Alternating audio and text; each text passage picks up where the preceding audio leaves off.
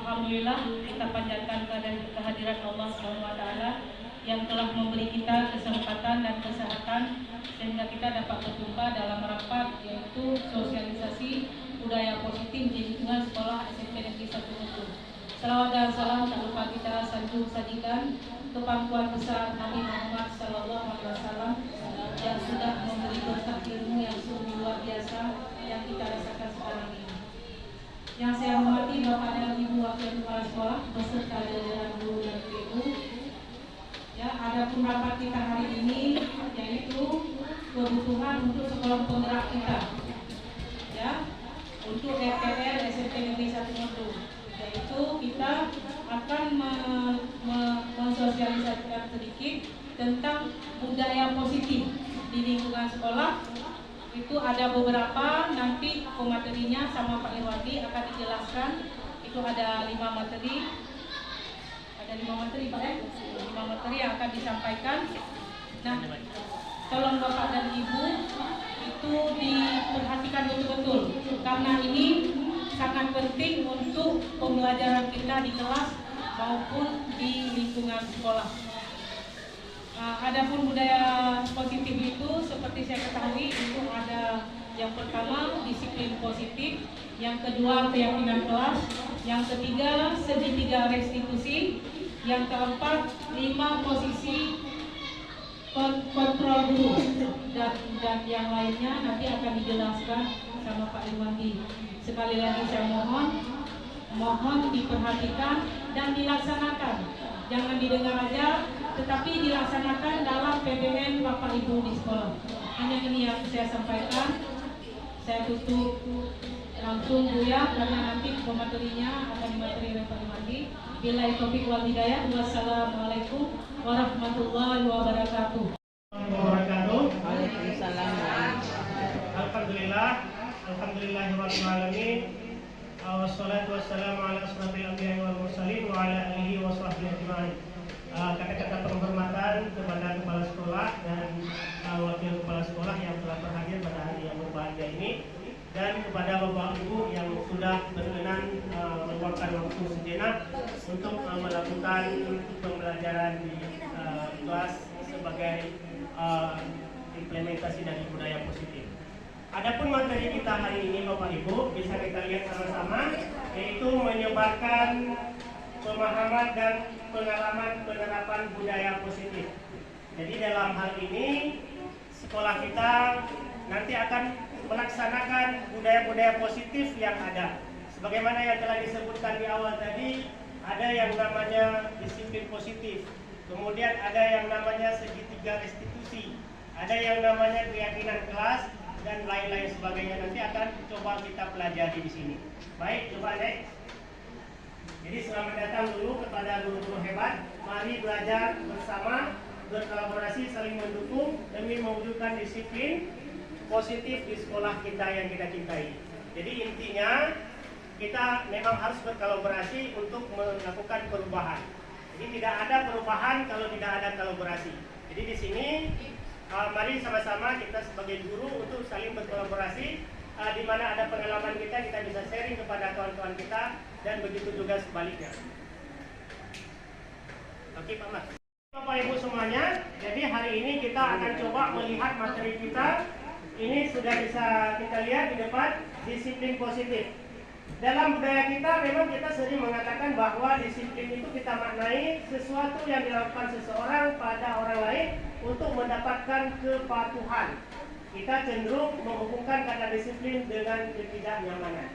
Jadi selama ini kita kan disiplin yang kita pahami ini adalah disiplin bahwa seseorang harus patuh, harus tunduk kepada peraturan.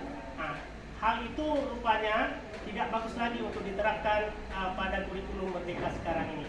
Kemudian selanjutnya, sebagai pendidik tujuan kita adalah menciptakan anak-anak yang memiliki disiplin sehingga mereka bisa berperilaku dengan mengacu pada nilai-nilai kebajikan universal dan memiliki motivasi instinktif bukan daripada ekstrinsikik. Disiplin positif merupakan salah satu cara penerapan disiplin yang bertujuan untuk menumbuhkan kesadaran serta memberdayakan anak untuk melakukan sesuatu tanpa sogokan, ancaman maupun hukuman. Jadi persepsi kita selama ini disiplin itu adalah hukuman, adalah memberikan sanksi dan sebagainya. Ini rupanya tidak lagi dianjurkan, walaupun memang kita sudah mempraktekkan berpuluh-puluh tahun. Dan itu mungkin menurut kita efektif, tapi ternyata menurut para ahli itu tidak baik untuk psikologi anak. Oke, next. Pembelajaran dengan paradigma baru dirancang berdasarkan prinsip pembelajaran yang terdiferensiasi sehingga setiap siswa belajar sesuai dengan kebutuhan dari tahap perkembangannya untuk mewujudkan profil Pancasila. Jadi sebenarnya tujuan dari semua ini adalah untuk mencapai profil Pancasila yang kita harapkan. Karena profil Pancasila yang disamping ini itu memang betul-betul harus diterapkan dalam pembelajaran. Oke, next. Budaya positif ini adalah yang pertama perubahan paradigma belajar. Ini nanti akan kita lihat. Kemudian ada disiplin positif, inilah yang akan kita kaji nanti. Kemudian budaya ataupun kebutuhan dasar manusia. Kemudian ada motivasi perilaku manusia, seperti yang mana sudah disebutkan oleh kepala sekolah tadi, ada 5 dia. Ada 5 motivasi dan perilaku manusia. Posisi kontrol ini ada 5. Kemudian posisi kontrol restitusi.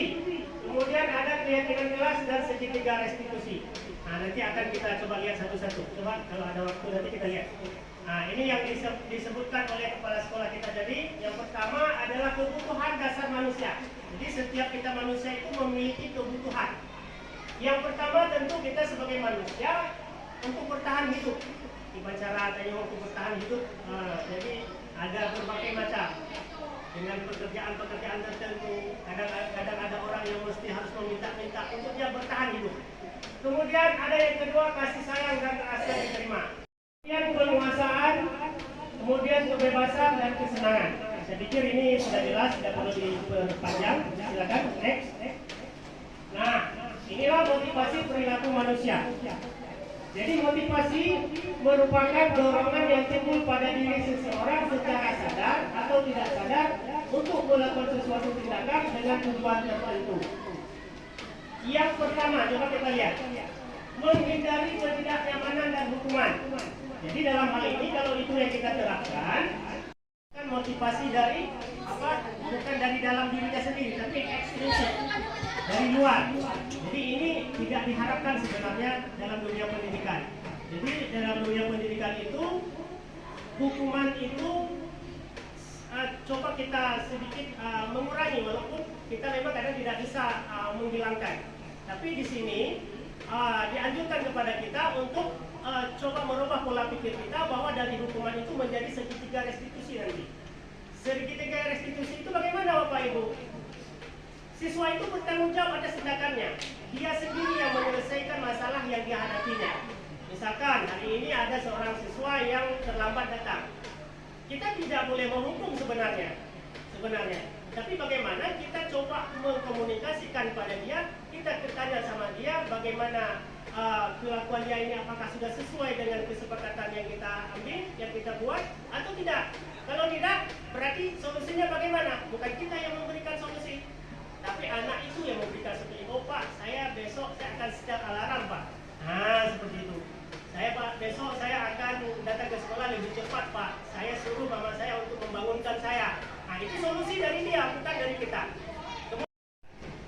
Nanti ada videonya. Kalau misalnya sempat kita kasih videonya. Imbalan atau penghargaan dari orang lain. Jadi murid melakukan disiplin diri karena ia ingin mendapat imbalan. Ini merupakan motivasi yang datang dari luar, ekstrinsik. Misalnya bertemu ranking bertemu hadiah misal, atau dari orang tuanya. Kalau misal kamu hafal ayat ini, kamu akan saya kasih sepeda misalnya. Nah itu memang bagus, kalau sekilas bagus, tapi akan berdampak kemudian hari pada psikologi anak. Ketika tidak diberikan, dia tidak akan berusaha. Itu masalahnya. Karena itu bukan datang dari dia. Disiplin itu bukan datang dari dia, tapi datang karena ada orang lain. Kemudian yang nilai kebajikan dirinya, dan ini merupakan motivasi intrinsik. Ini yang kita harapkan pada anak-anak kita. Dia harus sadar bahwa apa yang dia lakukan bisa dipertanggungjawabkan. Aktivitas-aktivitas dan pekerjaan-pekerjaan yang dia lakukan itu dia bisa mempertanggungjawabkan secara pribadi dia. Itulah yang dinamakan dengan motivasi exit. Pendidikan kita saat ini, yang pertama konsep disiplin dengan identitas sukses. Konsekuensi sering kita menyebutkan dengan hukuman dan sebagainya. Nyo menyokap puputnya pasti nyo konsekuensi di. Nyo menyepanyang iko. Nyo mesti tidak kadang nyo konsekuensinya. Ada semua konsekuensinya. Jadi penguatan jangka pendek dia, bukan jangka panjang siap olehnya sadar. Olehnya kaget salam. Kemudian perlu monitoring berkelanjutan. Kemudian stimulus dan respon. Jadi mau nyana stimulus baru na respon. Mau nyana kakak. Kemudian murid menghormati peraturan. Siatnya saya menghormati peraturan, bukan keyakinan yang dia pegang. Kita panggil. Ini kita tanya dulu baik-baik sama dia. Benarkah kah mencontek? Ya, iya katanya. Itu namanya validasi. Validasi tindakan kita. Kemudian kita validasi tindakan yang salah. Apa tindakan yang salah? Kalau menurut kamu mencontek itu perbuatan baik atau perbuatan jahat atau perbuatan tidak baik? Dijawab dia, perbuatan tidak baik, Pak. Nah, lalu kita mengakui kesalahan bahwa manusia itu memiliki kesalahan yang sama. Sebenarnya bukan kamu saja yang berbuat kesalahan. Bapak juga pernah melakukan kesalahan yang sama seperti yang kamu lakukan.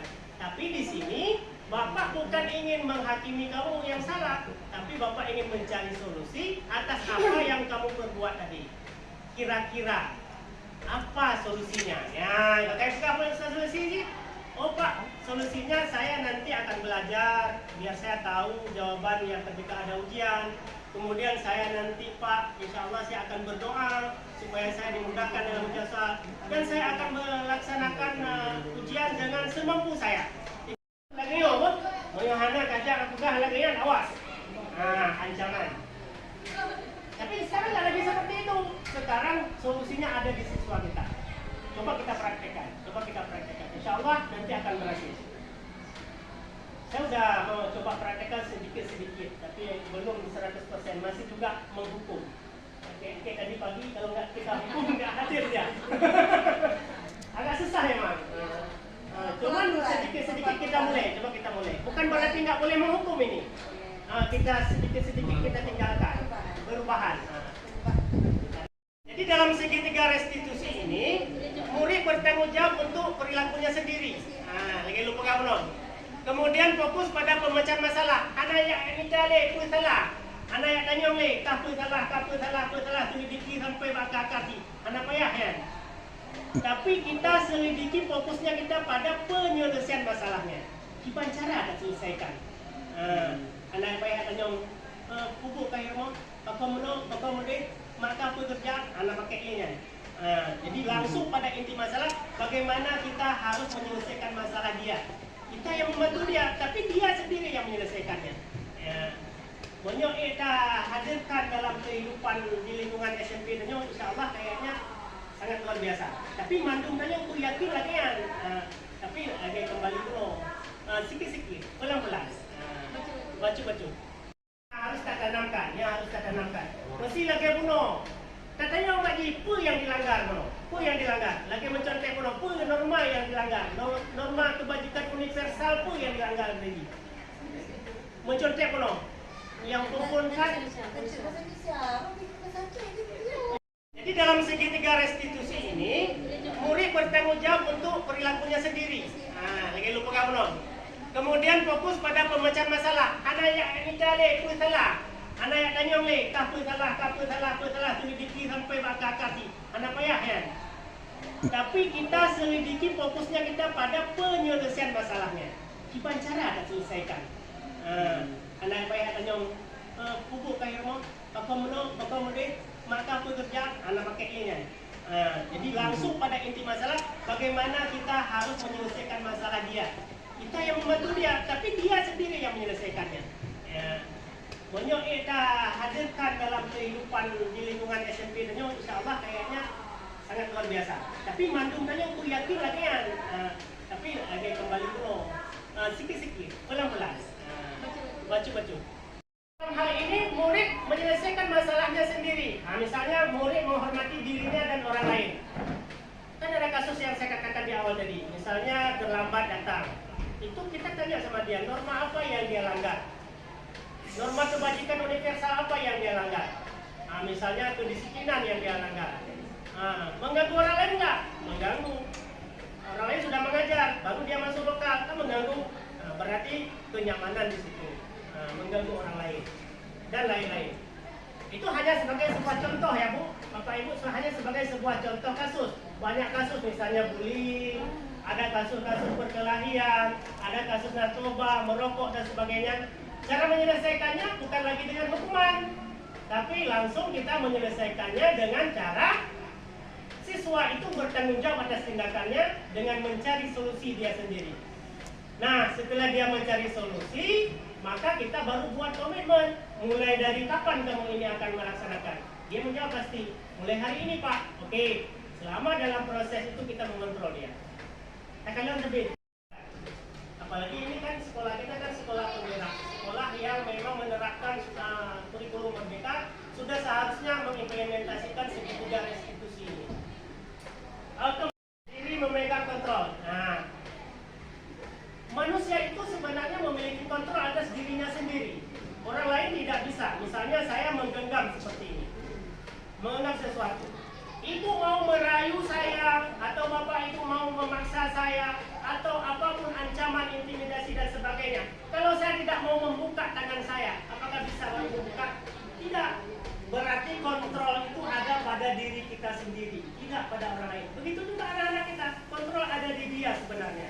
Mau dia berubah atau tidak?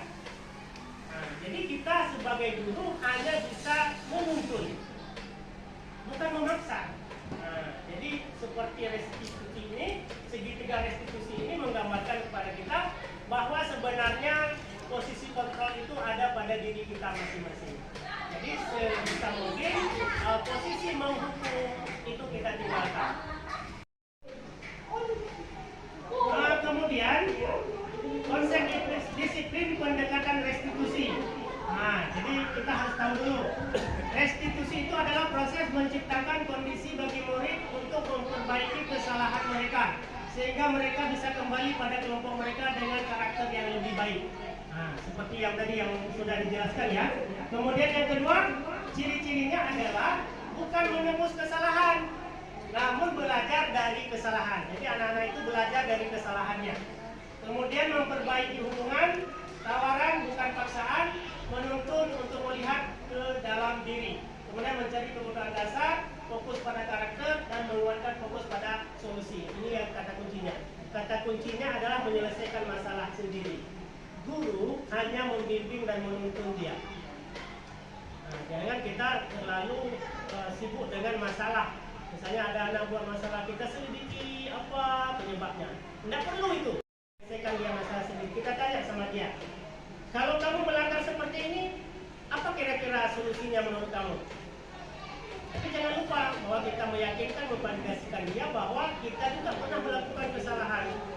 Karena nanti kesannya kalau kita seperti itu, kita nggak mengakui bahwa kita juga pernah melakukan kesalahan, ibunya mau penolong, macam sebagainya.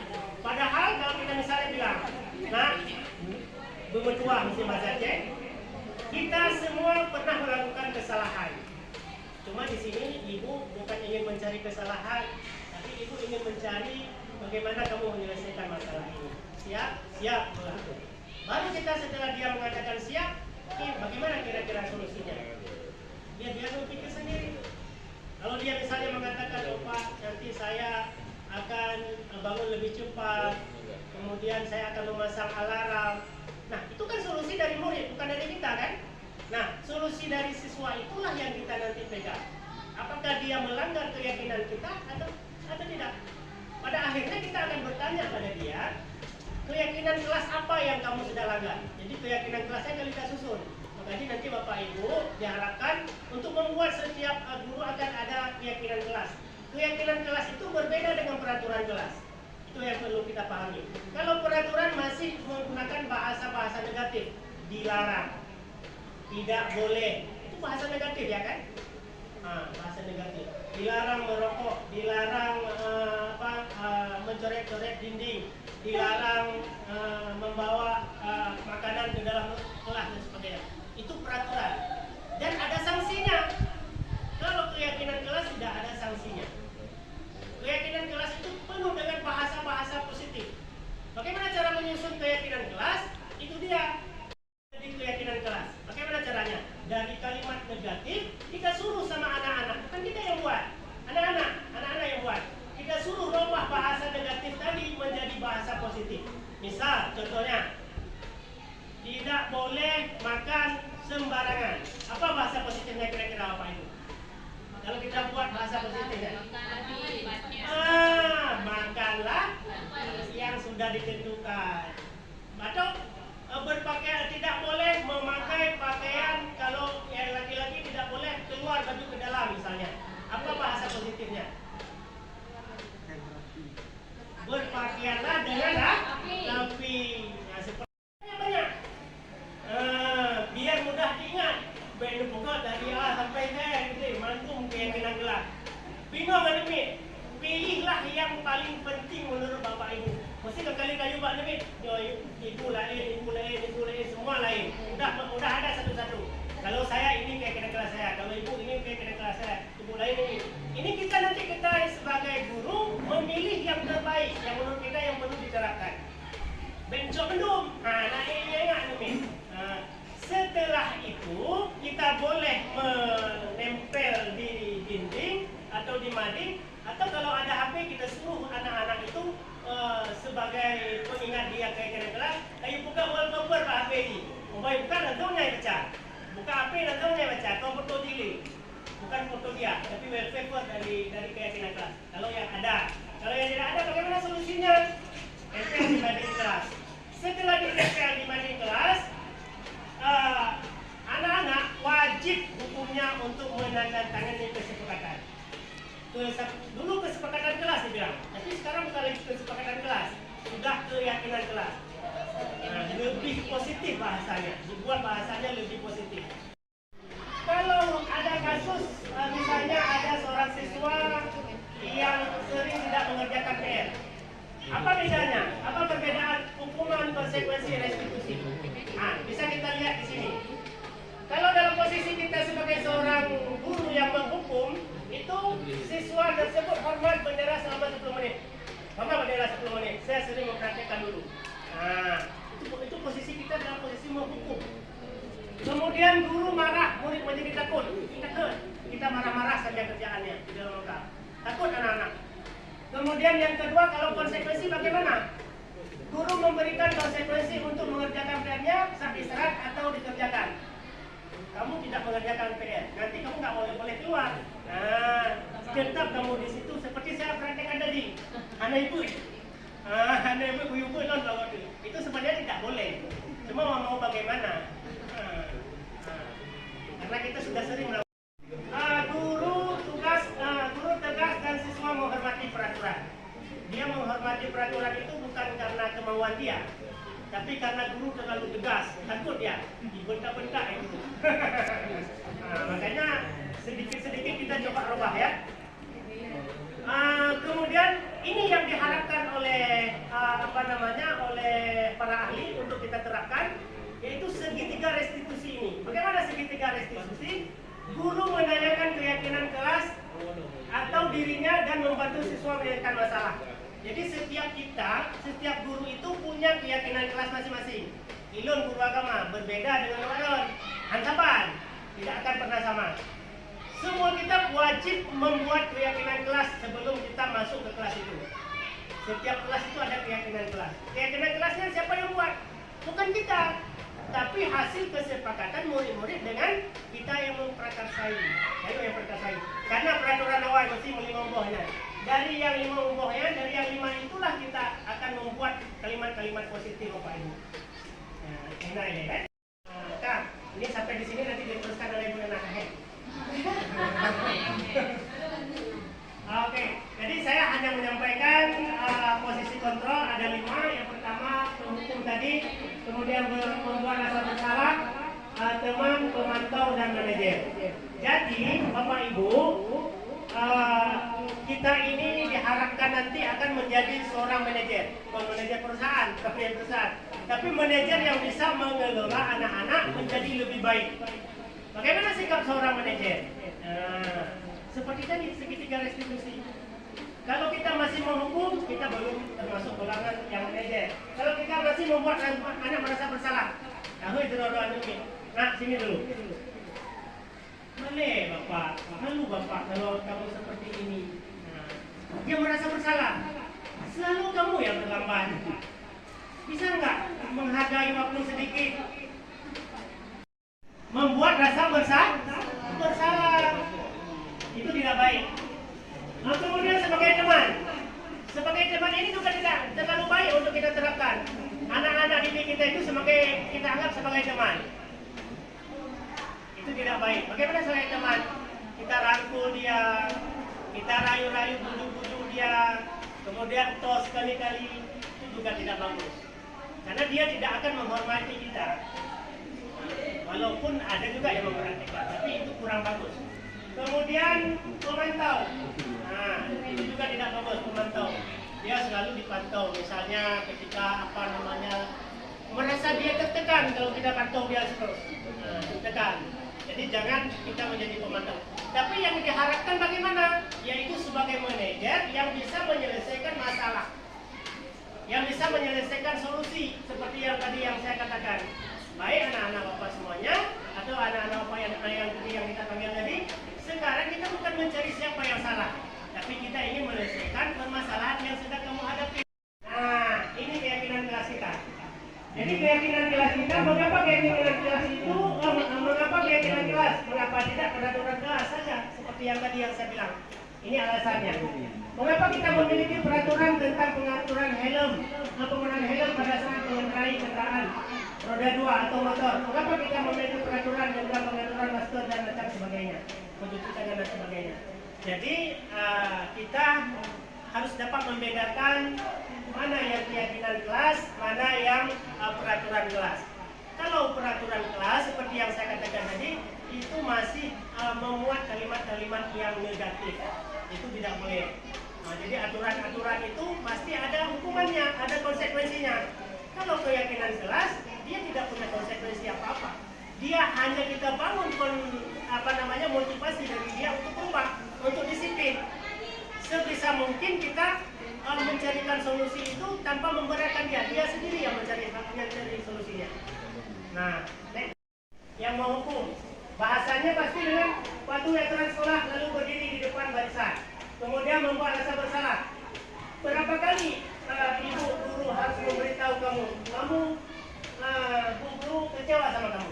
Itu kan kita ciptakan agar dia bersalah. Kemudian ayolah, nah teman-teman, ayolah tertib, buat ibu guru bangga. Kali ini tidak apa-apa kamu buat salah. Itu sebagai teman. Kalau sebagai pemantau, kamu sudah melanggar peraturan apa, dan konsekuensinya pasti ada. Ada konsekuensinya. Itu kalau kita memantau. Tapi kalau manajer, kita akan bertanya seperti ini. Apakah kamu tahu kesalahanmu? Dijawab sama dia. Tidak misalnya. Oke. Kira-kira bagaimana dan akan kamu memperbaiki kesalahannya? Itu yang penting. Itu yang penting Bapak Ibu. Jadi oke, ini keyakinan kelas. Seperti ini keyakinan Bapak Ibu, coba Ibu lihat, nanti bisa Ibu buat di kelas masing-masing. Nah, ada lagi kalimat positif atau negatif kan? Nah, ada lagi kalimat negatif kan? Ada? Ada yang dilarang? Ada kan? Misalnya disiplin waktu. Nggak ada bahasa dilarang pergi terlambat, nggak ada kan? Kemudian belajar dengan antusias, semangat dan percaya diri. Udah bahasa positif semua. Kemudian saling menjaga kebersihan, saling menghormati, saling membantu, menghargai guru, selalu menerapkan 5 sapa, senyum dan sebagainya, gemar membaca. Ini hanya contoh Bapak Ibu, hanya contoh. Tapi ke depan kita buat sendiri sama anak-anak. Terserah anak-anak mau dibuat apa.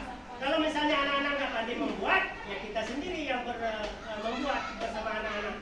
Nah, kita tanya, apakah setuju dengan ini? Misalnya, apakah setuju dengan ini? Jadi dilarang untuk membuat kalimat-kalimat negatif dalam kelas. Nah, kalau kita membuat masih ada peraturan kita yang dilarang, coba kita hilangkan. Kalimat negatif itu tidak boleh. Oke. Nah, ini saya pikir cukup untuk dibaca saja. Bagaimana membuat kayak di kelas ini perlu sebenarnya. Coba ibu bacaan saja agar paham, abstrak, kemudian sedikit. Nah, seperti yang saya bilang tadi, sama-samanya banyak. 4 atau 3 sudah cukup. 5 lah. Kemudian berupa pertanyaan universal sesuai dengan kondisi kelas dan sekolah agar mudah diterapkan. Dibuat dalam bentuk positif, seperti saya bilang tadi. Kemudian semua warga sekolah dilibatkan saat membuat sekolah. Bila perlu kepala sekolah dahulu. Kalau tidak pula keyakinan kelasnya, kepala sekolah dahulu. Nah, jos sekolah itu kali lupa di sini ada dandangan namanya. Kita suruh dandangan. Supaya bagaimana nanti ke depan kalau misalkan kita mau menandakan mudah-mudah sudah ada dukungan dari stakeholder, sudah dari pemimpin kita. Oke, Bapak Ibu, ada yang ingin ditanyakan? Silakan. Kalau ada yang ingin bertanya, kita kasih kesempatan untuk beberapa orang penanya. Silakan.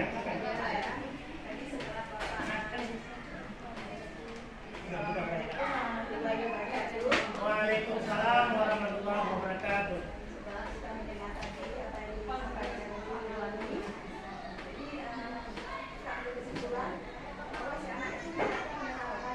Ya.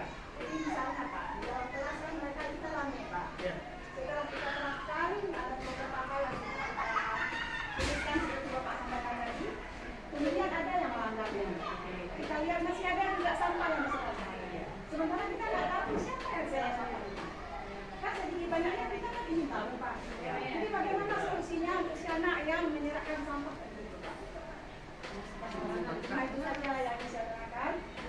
Assalamualaikum warahmatullahi wabarakatuh. Pertanyaan misalnya ada seorang siswa atau semua siswa kita tidak tahu siapa yang berbuat salah, ya kan? Itu kita kalau kita posisi kita seperti itu memang agak susah untuk kita buat segitiga restitusi. Karena yang melanggarnya saja kita tidak tahu siapa yang harus kita panggil. Tapi kemudian bukan berarti kita lepas tangan. Kita harus berusaha untuk mencari informasi dari kawan-kawan yang lain. Bagaimana kita harus menemukan siapa kira-kira yang melanggar keyakinan kelas tadi. Oke Bu? Nah, kalaupun kita memang tidak menemukan satupun, tidak ada yang mengaku, maka semua lokal itu kita kumpulkan untuk kita baca kembali keyakinan yang dilanggar tadi. Nah, semuanya Bapak menganggap bahwa semua kalian ini sudah melanggar. Kita anggap aja semua. Karena untuk apa? Untuk pembelajaran mereka. Semua kalian ini sudah melanggar, jadi tolong dibaca lagi keyakinan kelas apa yang kalian hari ini kalian langgar. Pasti dia mengatakan keyakinan mengganggu kenyamanan Bu, misalnya. Kan sampah sembarangan itu kan tidak nyaman keluar kan, kotor dan sebagainya. Maka kita bertanya secara umum, tidak lagi pribadi. Kalau tadi kan kesalahan pribadi, ini kesalahan umum. Jadi kita tanya sebagai umum untuk kita pecahkan dan kita tanya solusinya. Bagaimana solusinya menurut kalian? Nah, pasti ada yang mengatakan kami tidak akan membuang lagi sampah sembarangan. Kami akan membuat tong sampah kecil di pekarangan di kelas Pak dan sebagainya. Jadi itu adalah solusi. Kalau menurut saya itu solusinya. Terakhir kita akan melihat bagaimana cara menstabilkan identitas ya. Dalam segitiga restitusi itu ada yang namanya menstabilkan identitas. Jadi untuk membuat anak-anak yang merasa gagal karena berbuat salah menjadi positif terhadap dirinya sendiri. Nah, guru berkata berbuat salah itu hal yang manusiawi. Nah, kita katakan kepada anak murid kita bahwa setiap orang itu memiliki kesalahan. Guru juga memiliki kesalahan, siswa kita juga memiliki kesalahan. Nah, jadi tidak ada manusia yang sempurna. Bapak Ibu juga membuat salah.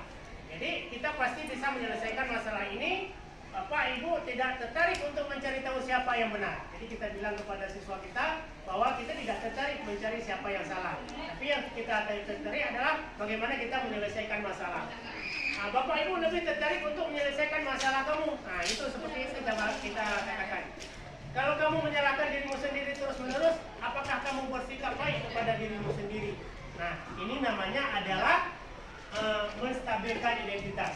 Kemudian dalam segitiga restitusi juga ada yang dinamakan dengan validasi tindakan yang salah. Bagaimana validasi tindakan yang salah itu? Misalnya membantu misalnya kita berkata kepada anak murid kita, kamu bisa saja kan melakukan hal yang lebih buruk, tapi kamu tidak melakukannya. Nah, itu kan tindakan yang salah. Kemudian kamu pasti punya alasan mengapa kamu melakukannya. Ketika kita panggil dia, kita mengatakan apakah kamu pasti punya alasan. Dia melakukan sesuatu itu pasti dia punya alasan. Oke. Kemudian apa yang penting bagi kamu? Kemudian kamu boleh tetap berusaha menjaga sikap itu, tetapi tambahkan sikap yang lain yang baru.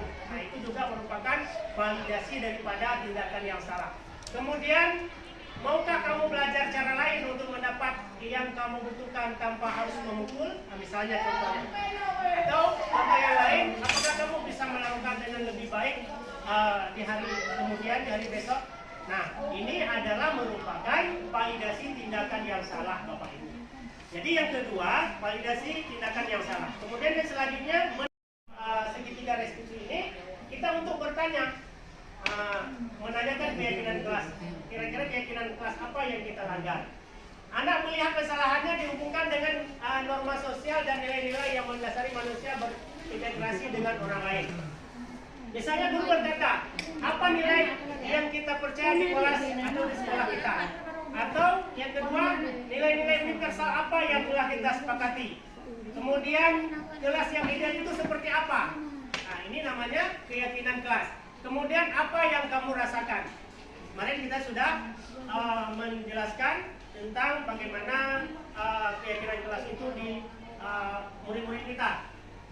Kemudian ketika kamu melakukan itu, kamu menjadi orang yang seperti apa? Nah, jadi ketika kita menanyakan keyakinan kelas itu, kira-kira keyakinan apa yang mereka langgar? Nah, keyakinan mereka yang mereka langgar itu. Lalu nanti kita akan memperbaiki.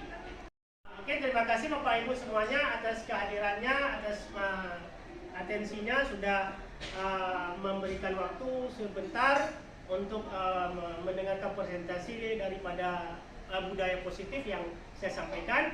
Mudah-mudahan apa yang saya sampaikan ini bisa dipraktekkan dan bisa diterapkan dalam lingkungan sekolah kita, baik keyakinan kelas, 5 posisi kontrol, dan budaya-budaya positif yang lainnya. Jadi harapannya memang SMP Negeri 1 Merdu ini kemudian bisa menjadi contoh bagi sekolah-sekolah lain dalam menerapkan disiplin positif. Hanya ini saja yang bisa saya sampaikan. Nanti akan diteruskan oleh kawan-kawan yang lain. Demikian. Assalamualaikum warahmatullahi wabarakatuh. Ya, nomor 1 ditempel di nomor 1 ya, di titik-titik. Ya, bagus. Oke. Gak apa-apa, di atasnya aja, di sampingnya. Iya.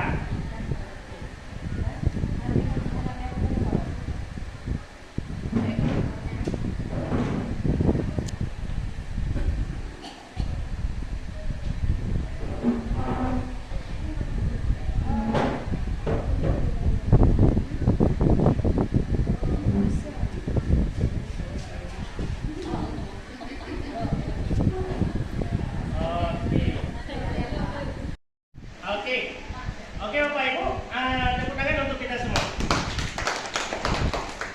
Jadi hari ini kita sudah menjawab pertanyaan-pertanyaan kalimat numpang tadi.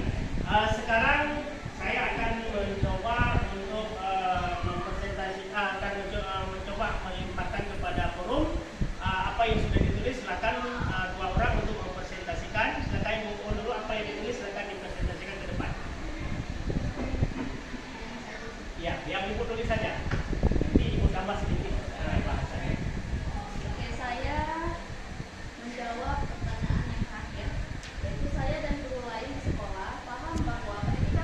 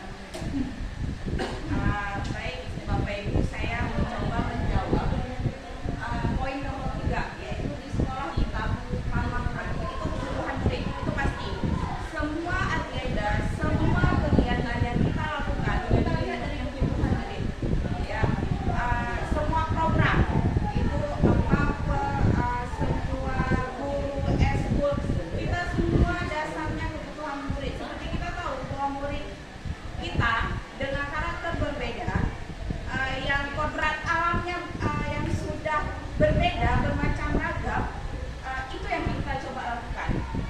Ya, Bapak Ibu. Jadi program-program sekolah kita seperti tahfiz pagi hari, ada eskul sore hari, yang itu juga dasarnya dari kebutuhan murid ini yang kita lihat dari dasarnya, dan pembelajaran yang dilakukan oleh guru juga didasarkan oleh kebutuhan murid. Contoh, di kelas kita itu dengan karakter yang berbeda, kebutuhan yang berbeda, guru mencoba menyajikan pembelajaran dengan metode yang bermacam ragam, itu untuk menyesuaikan kebutuhan murid kita. Jadi seperti itu, Bapak. Terima kasih. Assalamualaikum warahmatullahi wabarakatuh. Waalaikumsalam warahmatullahi wabarakatuh. Oke, bagus sekali, luar biasa ibu-ibu, bapak-bapak yang sudah mempresentasikan tadi, sungguh sangat luar biasa. Jadi yang poin intinya, ketika kita ingin melakukan prakarsa perubahan di sekolah, tentu seperti yang disampaikan oleh Ibu Fajar tadi, harus berpusat pada peserta didik. Pusat sentralnya adalah peserta didik. Apapun cerita adalah peserta didik. Jadi ketika kita sudah memusatkan perhatian kita kepada peserta didik, insya Allah prakarsa perubahan apa saja yang kita ingin lakukan akan terwujud. Karena dasar kita adalah perubahan dan prakarsa itu untuk murid. Jadi bukan untuk guru. Kalau dulu kan pusat pembelajaran itu ada di guru. Tapi sekarang berbalik 180 derajat, menjadi pusat pembelajaran itu ada pada anak-anak didik kita. Kita hanya menuntun, kita hanya memprakarsai, kita hanya membimbing mereka. Jadi bukan lagi kita adalah sumber belajar satu-satunya, tapi sumber belajar sekarang itu sudah sangat banyak. Jadi jangan kita menganggap bahwa kita itu adalah satu-satunya sumber belajar bagi mereka. Itu adalah kesalahan bagi kita, apalagi abad 21 ini akan menjadi kita sebagai guru yang profesional, guru yang betul-betul berkompetensi, punya kompetensi dalam segala hal, terutama dalam pedagogik dan sebagainya.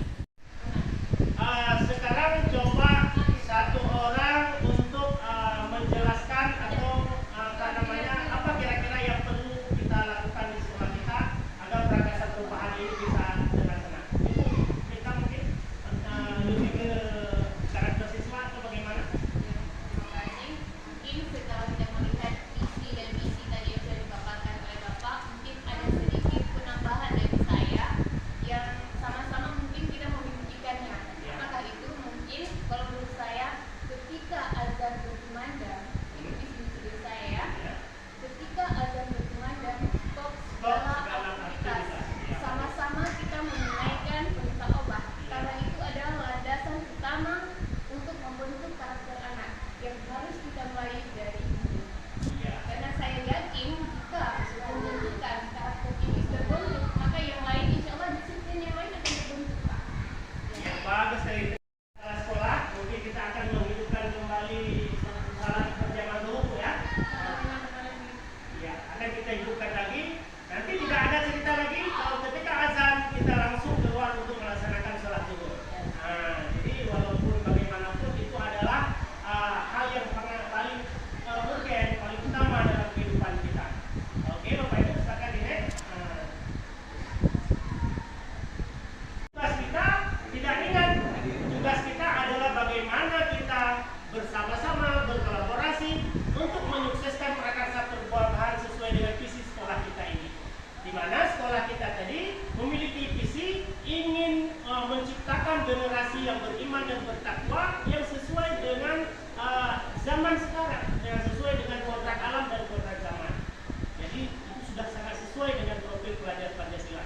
Jadi saya di sini ingin menyampaikan terima kasih kepada Bapak Ibu dan PP, Pak Fajri dan kepala sekolah yang telah berhadir pada hari ini. Mudah-mudahan ke depan bisa menjadi lebih baik lagi. Dan terima kasih. Assalamualaikum warahmatullahi wabarakatuh. Hari ini kita akan membentuk keyakinan kelas. Sebagaimana kesepakatan kita kemarin minggu yang lalu, Bapak ingin hari ini kita sudah menyusun kegiatan yaitu tentang keyakinan kelas. Nanti kertas yang sudah Bapak bagikan silakan kalian tempel di depan.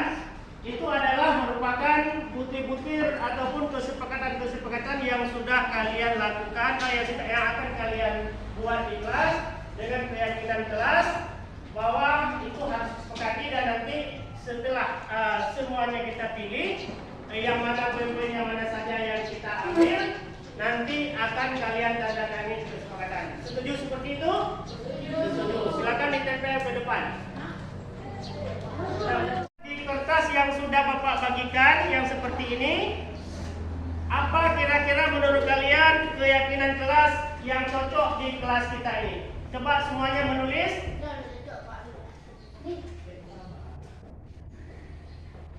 Oke, silakan menulis.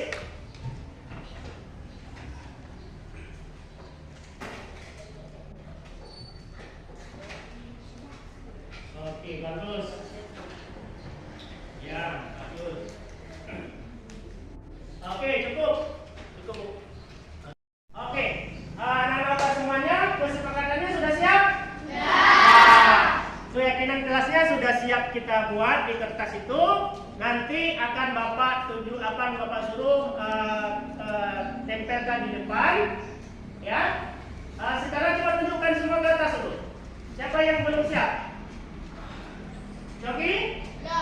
Nah. Oke, semua udah siap ya? Oke, tepuk tangan semuanya. Apa kabar kamu hari ini? Baik. Kamu tahu alasan kenapa Bapak memanggil kamu kemari hari ini? Tidak. Tidak tahu. Apa namanya? Kamu tahu nggak sekolah kita masuknya jam berapa? Tahu. Jam berapa kira-kira? Jam 7.30. Jam 7.30. Kamu datang hari ini jam berapa? Jam 8.15. Jam 8:15. Itu artinya terlambat, tepat waktu, atau terlambat? Terlambat. Terlambat. Bapak ingin tahu dulu, Bapak ingin tanya sama kamu, apakah terlambat itu perbuatan baik atau perbuatan tidak baik? Perbuatan tidak baik. Perbuatan tidak baik. Livia, berarti kamu sekarang sudah tahu bahwa terlambat datang ke sekolah itu adalah perbuatan yang tidak baik. Jadi setiap manusia itu pasti pernah melakukan kesalahan. Bapak juga pernah melakukan kesalahan ketika menghadiri sebuah acara. Bapak ada juga pernah terlambat. Tapi di sini Bapak bukan ingin mencari siapa yang salah, tapi Bapak di sini ingin mencari solusi atas permasalahan yang sedang Divya hadapi. Divya dalam hal ini sering terlambat ke sekolah, dan Divya pasti punya alasan kenapa Divya ini sering terlambat datang ke sekolah. Kira-kira apa alasan Divya sehingga sering datang ke sekolah? Coba jelaskan ke Bapak. Itu karena Divya tidurnya kelamaan. Tidurnya kelamaan. Kira-kira jam berapa tidurnya? Jam 12. Jam 12. Jam 12 itu ngapain aja? Biasanya sih nonton TV sama main. Nonton TV sama main game. Jadi ketika nonton TV sama main game, tidurnya kemalaman, sehingga bangunnya kesiangan. Oke. Betul seperti itu? Nah, kamu sudah yakin bahwa perbuatan terlambat itu merupakan perbuatan yang tidak baik. Jadi baik, Divya, sekarang apa yang harus Divya lakukan supaya datang ke sekolah itu tepat waktu dan tidak terlambat lagi? Apa kira-kira? Cara tidur lebih awal dan memasang apa tadi? Tidur lebih awal. Tidur dan lebih awal. Memasang alarm. Oke. Kira-kira tidur lebih awal itu jam berapa kira-kira? Jam 8. Jam 8. Oke. Kemudian pasang alarmnya sebelum sholat subuh, biar nanti bisa sholat subuh juga, ya kan? Jangan kamu pasang alarm sesudah sholat subuh, nanti subuhnya akan ketinggalan. Baik, Divya masih ingat kesepakatan atau keyakinan kelas yang sudah kita buat di awal pembelajaran dulu? Masih. Apa kira-kira? Disiplin dan tidak terlambat. Disiplin dan tidak terlambat. Nah, kalau disiplin itu adalah merupakan sebuah hal yang mesti ada pada diri kita. Kalau kita disiplin, maka kita tidak bisa menjalankan aktivitas kita tidak akan sukses. Yakin bahwa disiplin itu penting bagi kita? Yakin. Kira-kira Divya sudah tahu apa yang harus Divya lakukan? Sudah tahu. Kapan dilakukan? Mulai dari sekarang. Jadi Divya mulai dari sekarang memulai perubahan supaya ke depan tidak lagi terlambat datang ke sekolah, tepat waktu dan disiplin. Terima kasih Divya, mudah-mudahan Divya menjadi anak yang disiplin, yang menjadi kebanggaan daripada orang tua. Assalamualaikum warahmatullahi wabarakatuh. Waalaikumsalam warahmatullahi wabarakatuh. Selamat pagi semua anak-anak. Apa kabar hari ini? Baik. Alhamdulillah, kita diberikan kesehatan oleh Allah sehingga hari ini kita bisa hadir ke sekolah seperti biasanya. Hari ini Bapak ingin membuat keyakinan kelas untuk kelas kita ini. Jadi hari ini Bapak berharap kalian bisa menuangkan ide-ide kira-kira apa yang cocok, poin-poin apa saja yang cocok untuk diterapkan di kelas ini. Jadi yang perlu Bapak ingatkan kepada kalian bahwa keyakinan kelas itu berbeda dengan peraturan kelas. Paham? Paham? Nah, kalau di dalam peraturan itu masih memuat kata-kata yang negatif. Nanti di kelas kalimat-kalimat negatif itu kita hilangkan. Jadi anak-anak Bapak sekarang Bapak tugaskan, silakan kalian membuat masing-masing di kertas yang sudah Bapak bagikan. Satu orang minimal punya satu keyakinan kelas. Nanti akan Bapak seleksi yang mana yang terbaik. Nanti Bapak suruh kalian menempelkan di papan tulis yang sudah Bapak sediakan. Silakan bekerja. Menuangkan ide kalian, kira-kira apa yang cocok untuk kita terapkan di kelas kita ini. Nanti Bapak akan menyeleksi kira-kira poin apa saja yang kita ambil. Ingat ya, keyakinan kelas itu berbeda dengan peraturan. Kalau peraturan itu masih memuat kalimat-kalimat yang negatif.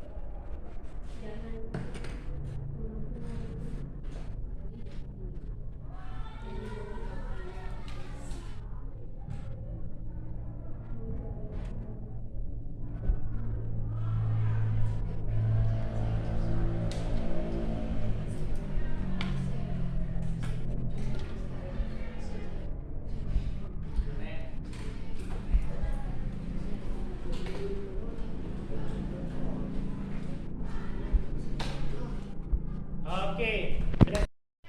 Baik anak-anak Bapak semuanya, apakah keyakinan kelas sudah kalian tulis di kertas yang Bapak bagikan? Ya. Oke. Kalau sudah, Bapak persilakan sekarang untuk menempelkan di papan tulis. Silakan ini dulu. Silakan ditempelkan. Nah, terus bangun ini.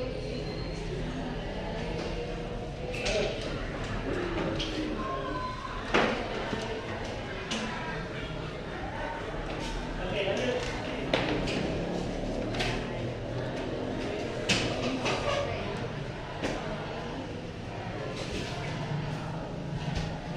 Oke, lanjut.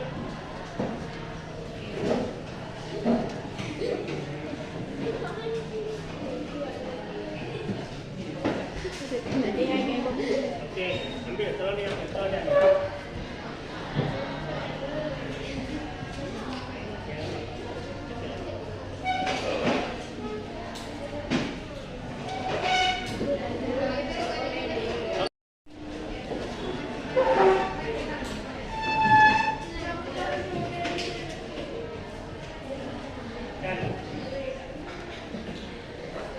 Kalau nggak ada lem, ini ada lem lagi. Nah, ini lem, ini lem. Tidak, ya.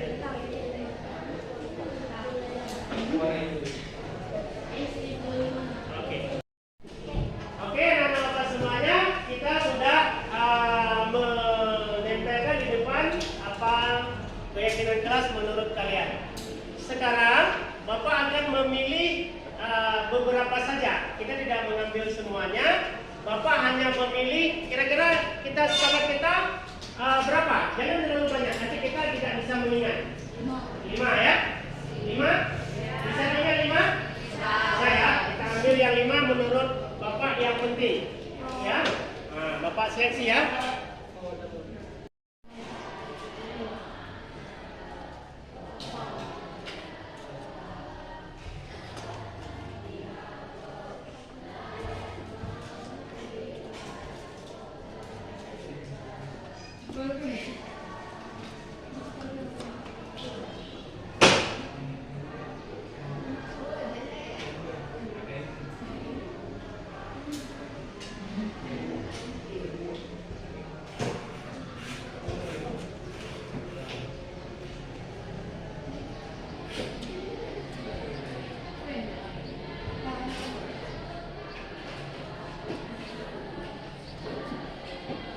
Oke, sudah cukup ya. Jadi kita sudah memilih.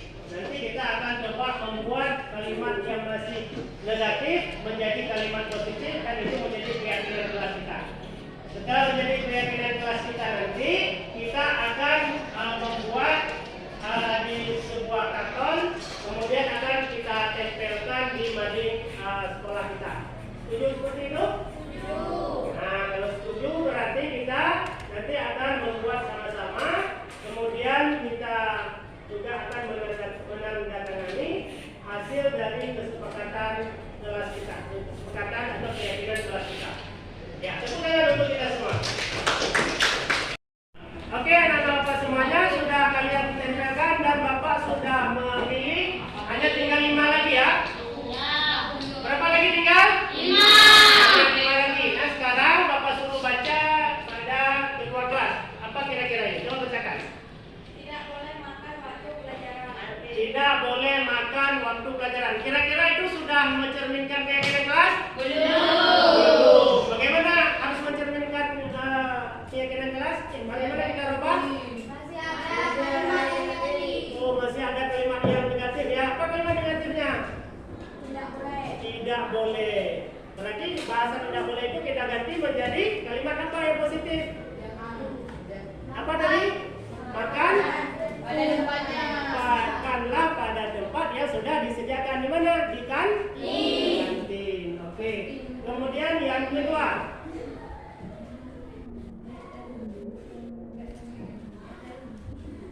Oke, silakan dibaca.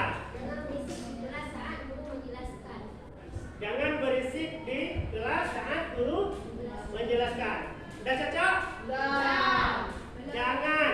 Masih ada kata-kata negatifnya. Bagaimana kita rubah bahasanya?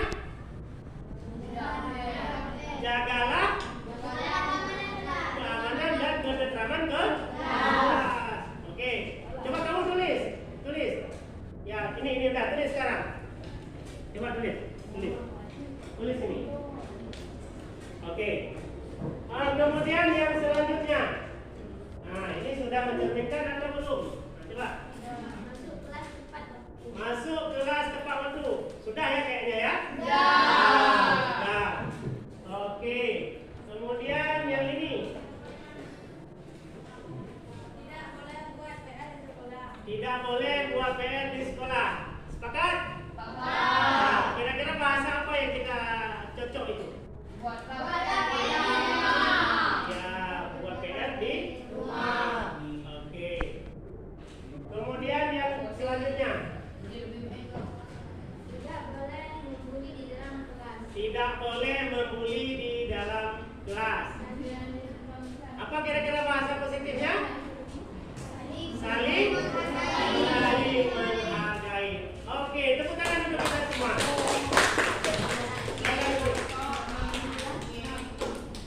Oke ya. Oke, anak-anak semuanya, berarti kita hari ini sudah sepakat dengan 5 poin atau 5 keyakinan kelas kita yang harus kita taati bersama. Siap kita taati bersama? Ya.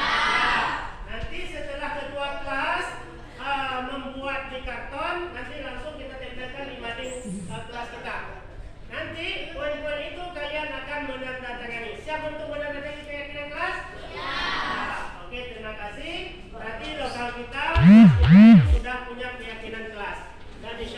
kalian akan